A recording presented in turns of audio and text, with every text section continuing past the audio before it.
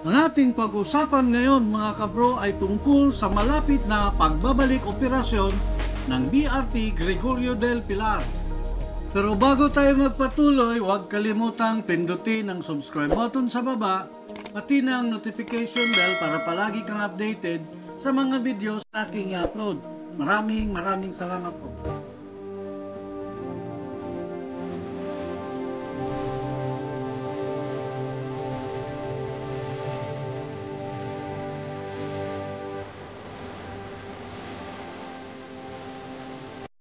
Ang BRT Gregorio del Pilar TS-15 ay isa sa pinakamalaking sasakyang pandagat ng Philippine Navy ay matagumpay na nakatapos ng dalawang sea trial at ngayon ay malapit na sa operational status mahigit 3 taon pagkatapos ng grounding incident noong taong 2018. Ang Philippine Navy patrol ship sa ilalim ng Offshore Combat Force BRT Gregorio del Pilar ay matagumpay na nakumpleto ang dalawang sea trial na kasama ang pagsubok sa mga pangunahing barko at auxiliary engines, propellers at iba pang kaugnay na sistema. Ang sea trial ay isinagawa ay naglalayong masuri ang pagiging seaworthiness ng mga sasakyang pangdagat, sabay pa ni spokesperson Commander Benjo Negranza.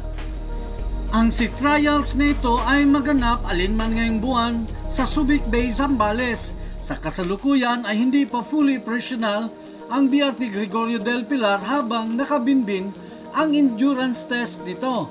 Ito ay isinagawa upang subukan ang pagkalahatang pagganap ng isang sasakyang pangdagat sa pinakamataas at tuloy-tuloy na rating sa isang particular na panahon na karaniwan ay mula 6 hanggang 24 na oras upang matiyak ang pagiging maaasahan ang pangunahing propulsion ng mga barko at ang kanyang auxiliary engine, sabi pa ni spokesperson Commander Benjo Negranza, at dinagdag pa ni Negranza na ang BRT Gregorio del Pilar ay nakaschedule upang magkaroon ito ng ORE o tinatawag na Operational Readiness Evaluation.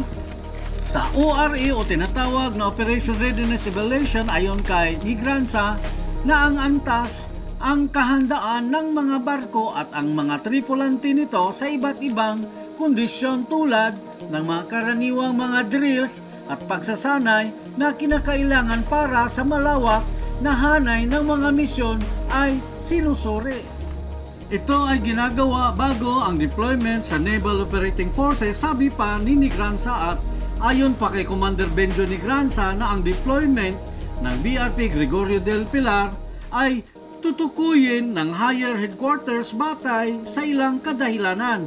Isa sa mga barko ng dalawang variable pitch propellers ay nasira kasama ang propeller hub nito matapos itong sumadsad sa Hasa-Hasa Shoal noong buwan ng Agosto sa taong 2018. Ang kahirapan sa pagkuha ng mga pyesa at ang pandemyang naglipat sa pagkumpleto ng pagkukumpuni ng BRT Gregorio del Pilar sa huling bahagi ng taong 2021. At nauna nang sinabi ng Philippine Navy na walang sunog na naganap sakay ng offshore patrol vessel BRT Gregorio del Pilar sa gitna ng mga ulat ng mga kakaibang dami ng usok na nagmumula sa galing sa barko noong ginanap ang nakaraang sea trial. Nagsagawa ng sea trial ng BRT Gregorio del Pilar sa karagatan ng paligid ng Subic Bay noong umaga ng March 14, 2022.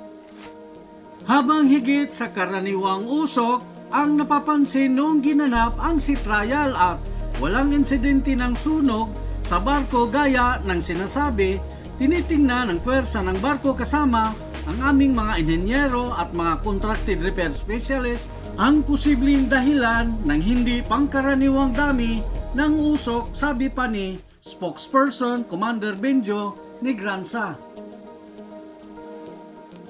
Hanggang dito na lang mga kabro, maraming salamat sa inyong panonood. Isang magandang hapon sa inyong lahat. Maraming salamat po.